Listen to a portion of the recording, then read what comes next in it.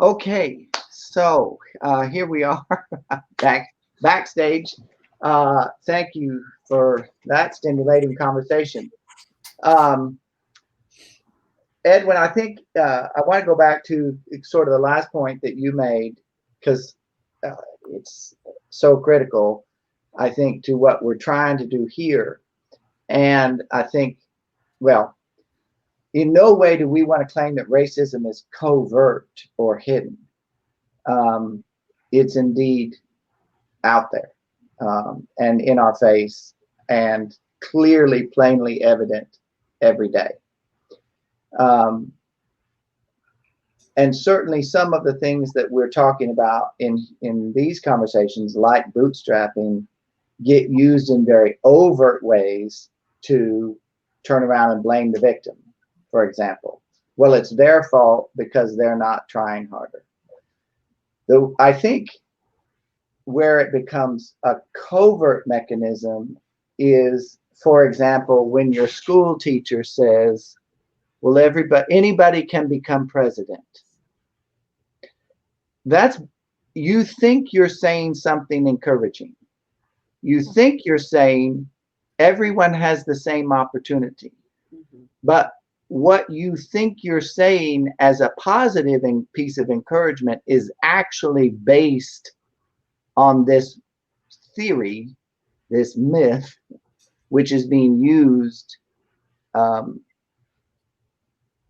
as a way of keeping races separated, of keeping the poor and the Black in their position, because we know that it really isn't that way. Does that make sense? I hear you. I hear you. I guess, and I actually follow that line of logic. I guess I'm actually just pushing back on it a little bit in this way. And that is not to say that I don't agree with the idea of covert and all that. I absolutely do. And I think the language is important because these are the words that people are using. And so we need to use the words people are using, right? And I think that's important. I guess really what I'm pushing back on, though, is that the idea that just because we're using the words, that it actually exists, right? Like we can say unicorn, but that doesn't mean anybody's going to be able to go out here and find one, right? Like in real life, running around. And so there's a theory, absolutely, that sort of flies around. I guess what I'm saying is the theory itself is wrong. And so, yeah, and even the way we're entering into the theory, like entering into the theory as if even when it's being used, it's right.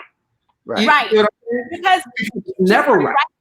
Right. It's never, Jeffrey, because when you have to explain it, you have to say, you said yourself, and it's always explained this way, keeping the races separate and keeping poor and Black people in their place, right? Well, here's the thing.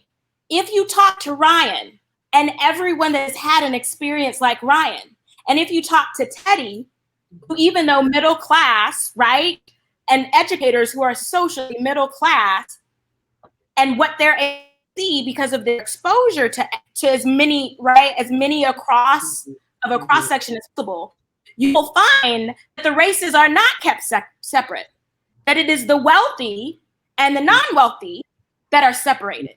And so it's not covert to folks who are experiencing it. It's not covert to folks that are experiencing it, which is more than 2/3 of, right? And then it's not covert to those who are creating the 7, right? Which we know is somewhere just under 2%, right? So it is only not visible to a very small portion of the population. And so like folks who do not, right? So folks who are not wealthy and who are on the borderline of financial security, which according to statistics has almost always been, most everyone is 1 to 1.5 paychecks away, right? Depending on if you get paid once or twice, right? Away from not being able to afford their basic necessities, which is poor, right? And so if the point of the theory is that we're separating, in order to explain the theory, we then negate that we're separating by race, because we to keep these groups separate, knowing that it's not just Black people that are poor. So entering in, as Edwin says, entering into the theory as if it works for anyone creates like, well, I'm looking for the air that I breathe.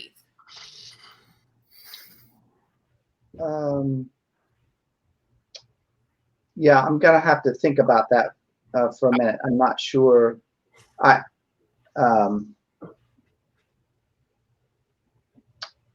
let's just keep talking.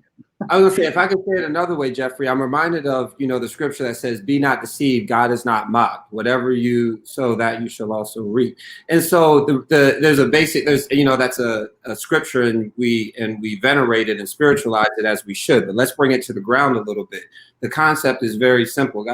Jesus said, "Be not deceived, God is not mocked." In other words, it is very clear that God is not mocked. Why it's so clear? It's just as clear as whatever you sow, you will reap. Everybody that they were speaking to understood that concept. If you put something in the ground, that's what you're going to get up. And I think that's really where I'm going with this. It's this idea that, yes, there's this thought process of bootstrap theory, and it somehow is used and is used negatively against Black people. I think that is true. I stipulate that to that. But I guess really what I'm saying is, a lot of times we enter into these conversations about race, and white people fundamentally enter into the conversation a lot of times out of the goodness of their hearts, trying to fix the problem, right, for Black people. And I think that I appreciate that people want to do that. Really what I'm saying is, before you start fixing the problem for us, realize you in this pot with us boiling too. Right. And so that's why I said, before I even get to this idea of race, which I believe is here and in the pot, let's just first deal with the theory. Right. You see what I'm saying? And that the theory is killing everybody. It's just like, y'all dying a slow death and we being like shot from towers, and blown up. Right. Yeah, I wouldn't argue against that by any stretch of the imagination. Ryan? I think that it touches on, Edwin referred to this earlier. He referred to the whole concept of like, well, I may be poor, but at least I'm not Black, or I'm not brown, or whatever. But it kind of goes two ways in that if you're white, let's say you're white and you're poor. Now, I didn't believe this when I was growing up. I was just like, man, experience taught me there is just so little way for us to get out of the holes we're in. But I think if you're white and you're poor, because of your whiteness, you think, I have upward mobility. You think that. You know what I mean? Now, I will say this. I don't know how true that is, but if people ask me like, well, how did you get into college? How did you get, become a professional? How did you get educated from your situation? Part of it's luck. Part of it's like a really small skill set that everyone may not have. And then part of it is I'm white. Like I don't know how easily I would have got through like my college years without that, especially in the environment I was in. But the other thing, it kind of goes back to Cynthia's question. That's what we've been discussing about, like, why can't we all tell that we're in this same mess, and why are we allowing ourselves to be separated by race?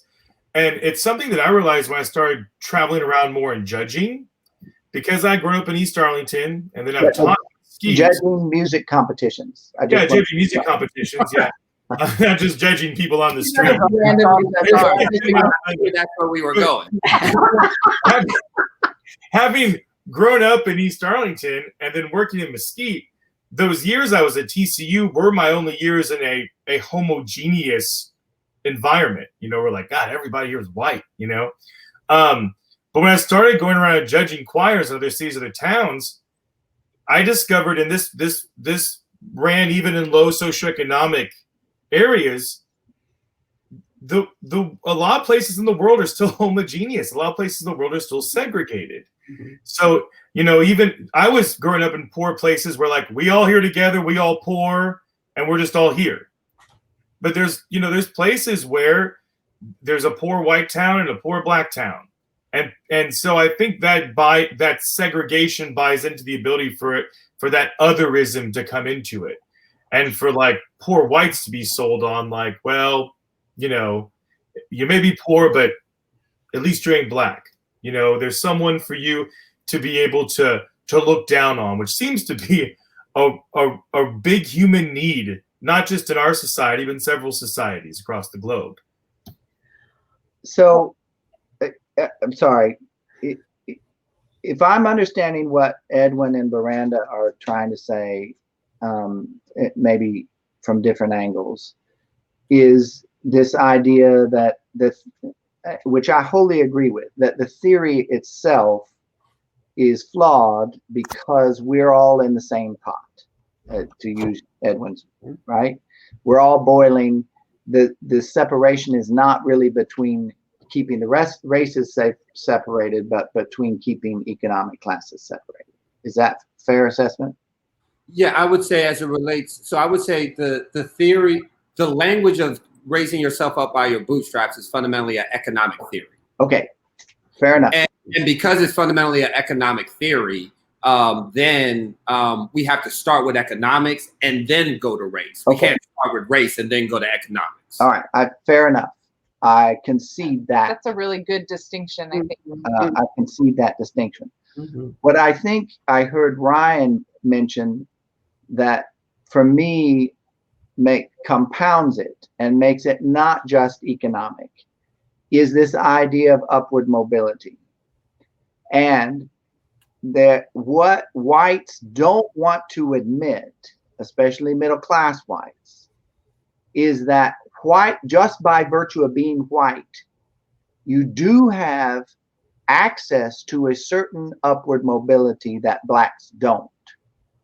And by experiencing that upward mobility, even as little as it might be, whatever it might be, to move from lower middle class to middle class, or, just from the edge of poverty to lower middle class, by experiencing that, what the myth does is say, see, because you had upward mobility, they have upward mobility too. And I guess that's what I agree 100% with what Edwin, you and Baranda are saying. My I guess frustration is, how do we, yes, obviously I'm working on myself, but how do we get other people to understand that too? Because I have a lot of family members who, we just have different, views and everything. And they really, and friends too, who really see it as, it is a fear, I guess, or a power thing or something but how do you get them? How do you get people into a conversation to even begin a conversation about that it's more economics? You have to start there. Yeah, absolutely. And I think, I've done a lot of organizing with, all the people. Right now in my life, I particularly focus my organizing on Black people because we need it. And so I say that to say, I think the reality is, I think that's we can't start a conversation about bootstrap theory, talking to white people by calling them racists. Right. I think and I'm not saying hear what I'm saying, but hear what I'm saying. No, I agree with you. Yeah. And so what I'm saying that to say that even if we start the conversation talking about race, the white people feel like they're being called racists. Got it. Right. And that's why I'm saying we must start this conversation. It's like, no, charity starts at home and then spreads abroad. I posted something on Facebook some months ago. Baranda, you may remember this, Dr. Fermin. And it was something like I said, 60% of white people in Dallas County are suffering under poverty. What are you going to do to help your sisters and brothers? Or I said 60, something like that. And and what was so funny was the white people that responded were like, we're going to stand in solidarity with you, Edwin. I said, I'm not talking about me. I'm talking about white people. What are you going to do because your people are in poverty? You see what I'm saying? And so before we can even get to you standing in solidarity with me, no, wait. Stand in solidarity with your damn self because your people. Right. And and they're dying, and they're poor, and they're going to jail, and they're having needles in their arm, and they don't have health care, and they're losing their jobs. And this is as it is dire for Black people, because not only are we fighting the economics, but we're also fighting the system. And then I'm gonna simply say this, and I'll be done with this portion. But to be anti-racist is not about you not being racist. I'm gonna say something that's probably not gonna be popular, but I'm gonna say it anyway. In theory, you can still be racist and be an anti-racist, because anti-racism has nothing to do with what you want personally. Anti-racism has to do with getting racism out of the systems that are functioning our country. So you can be racist in your little homogeneous white town. Just don't vote for that racism to come to my hood. Yeah. And I think that point connects to what. So if you can't start the conversation, right, even about economics and bootstrap theory, where it typically starts by saying this is rooted in racism, and since inherently no one else can be racist except people who have power within the system, which is white folks and folks who are operating within the culture of whiteness, then by default we're talking about this economic issue and how it contributes to racism, and how therefore you're contributing to racism. So if we can't start there, like, where do we start, right? And it's this idea, particularly for those of us in faith settings or having conversations with our friends, our intimate friends and families, family members who we share, right, grace with at holidays and, high sacred moments like baptisms and weddings. It's for us to begin to dismantle what is at the root that is killing all of us, which is that we're in this thing one by one. This is not, as Edwin even pointed out, you can individually be racist, have bias, and go set up in your little town that's homogeneous and live the life that you want, while still saying, I'm not going to perpetuate my beliefs into a system that then is going to hurt everyone.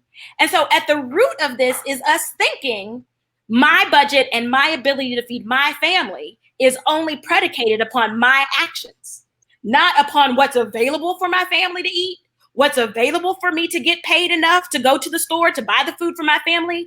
So at the root of this is the thing that's at the root of all of the sin that we talk about, which is hiding from each other and hiding from the light of God to say, I am in this thing on my own. I do this thing by myself. And what I have is mine and mine alone.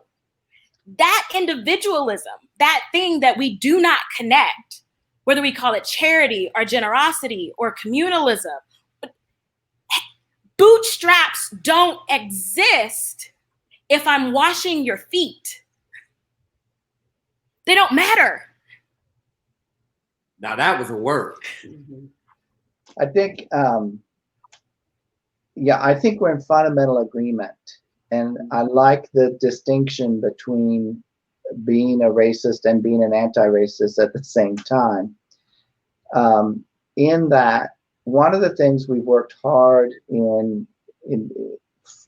these episodes is distinguish between being racist and systemic racism, because in many ways, I think for middle America, and particularly for middle liberal America, they don't make the connection or the disconnection in a different way, Edwin, than the way you phrased it.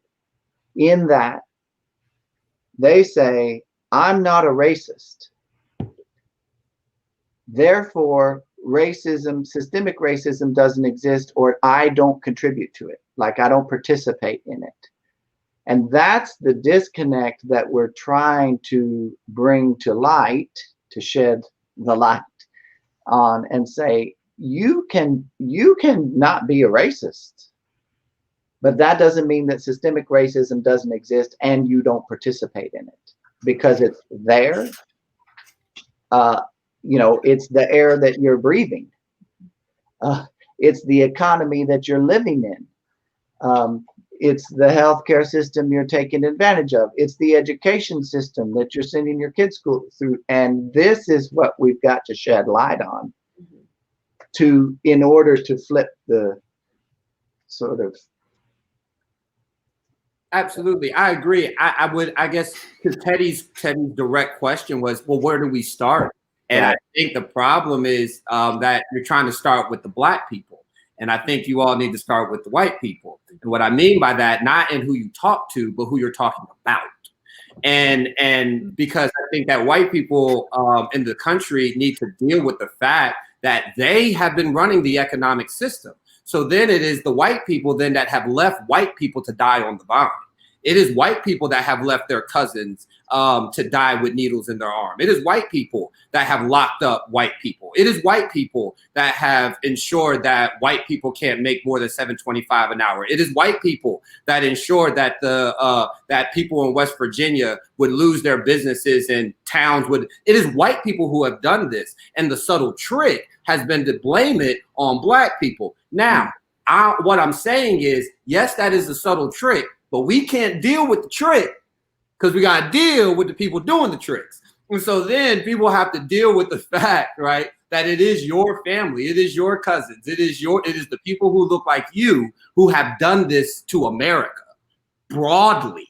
And so Black people have always in this country done a great job of self-sustaining and fighting for ourselves and working towards our own upward mobility without the help of white people at all. We've actually done a wonderful job at it. So much so that they blew up every time we did it. Exactly. What we're fundamentally saying is, if you really want to help, start at home. Don't start. Have the conversation about race, absolutely, because it's important and it's important in the country.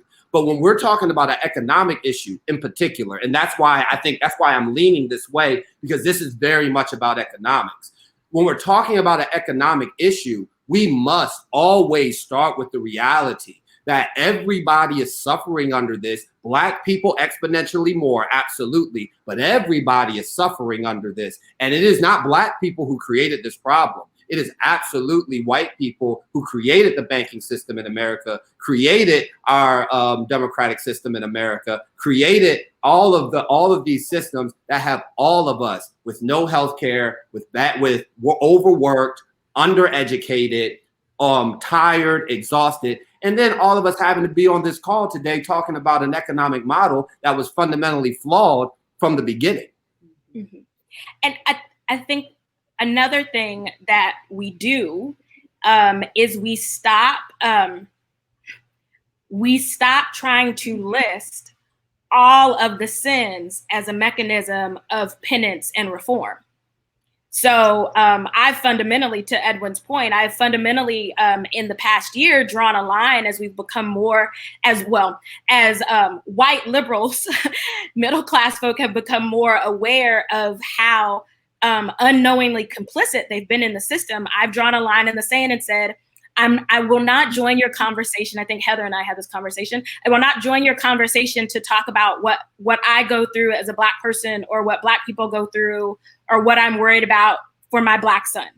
I will, however, join the conversation about my experiences and understanding of navigating whiteness as a means of turning on some lights in some rooms, sort of to Ryan's, when we heard Ryan's story about how, oh, you've been in this room with me and you didn't realize it. It's like, oh, well, I experienced that too. Oh, that's whiteness. I never knew what that was. That's whiteness. It's whiteness. I can tell you it's whiteness. And to have those kinds of conversations so that we can stop the tyranny of guilt from getting us to any kind of different life. So the fact that there's no Black, don't worry about trying to get Black folks to come to your family or cookout or your Thanksgiving dinner because there's not enough diverse people in your group and you don't. Just talk to the white people with you and ask them if they know that they've been in this room with this economic problem that has made them feel isolated and shamed just for trying to do the best that they can. Ask them all these lights that are coming on. You don't need to, oh my gosh, I now need to go get Black friends because I realize I don't have any. Maybe not, because you might hurt their feelings. And then you're causing more harm with these well-meaning questions. Go around your house, go around your family, go around your friends, and start turning on these lights that have been turned on in your brain and in your heart, and ask them if they ever thought about that. And to Edwin's point, then realizing I live in solidarity with people who are experiencing the isolation and shame of not raising the minimum wage. I live in solidarity with people already that have to live in the fear and the shame of not having housing that they can afford. I live already in solidarity on these issues that are about basic human dignity, that there are no straps to tie up and sew up about. And when you do that, oh my God, guess what? When you show up to fight for you and yours, you will realize there's a we, because when you get there to put your testimony into the minutes for your city council to raise the minimum wage, you will find Edwin and I there. And then you can say, we're doing it to all of us, and it becomes an us. And now you have a relationship with someone that isn't based in the trauma that we experience, so that when the trauma goes away, you go back to your corners and we don't live together. Because we're ultimately asking these questions because we're trying to figure out how to live together.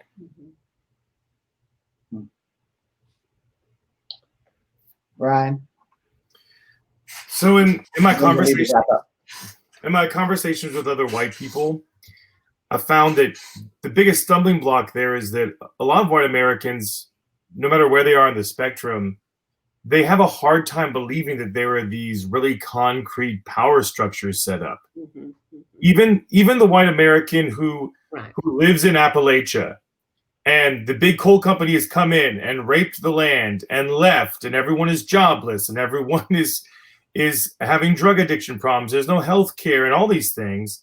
They have, for some reason, they have a big stumbling block to believe that there are these power structures in place, and that they don't have a chance of having that individualism or liberty. You know what I mean? I watched a documentary about that region. A liberal filmmaker who grew up there, she traveled back from Los Angeles to do a documentary during the 2016 election to just figure out why people in her hometown were going to vote for President Trump. And against what she thought was their best interest, you know, as someone who had grown up in the region and was now a West Coast liberal as an adult.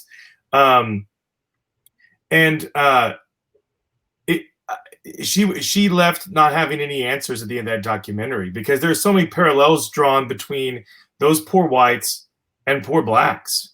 You know, it delved into some of the history of how society has caricatured poor Appalachian whites, you know, and like cartoons of hillbillies, and it reminded you of like horrible like blackface or Jim Crow era caricatures of black people, seeing them. But for some reason it's hard for whites, I think, to come to terms with the fact that there are those powers in place.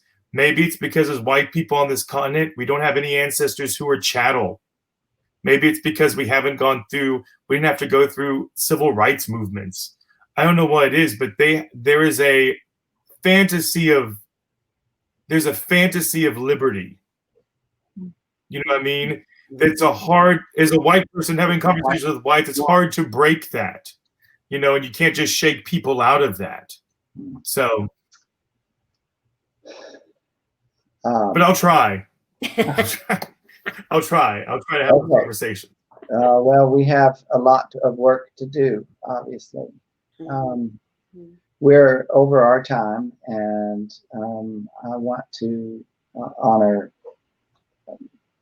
I want to honor time, and so bring us to a close. I appreciate each of your heart and passion and willingness to tell truth, to listen, and to be a part of this conversation. So I really wish we had longer, but we don't. So I'm grateful for each of you, and thank you for your time. Thank you.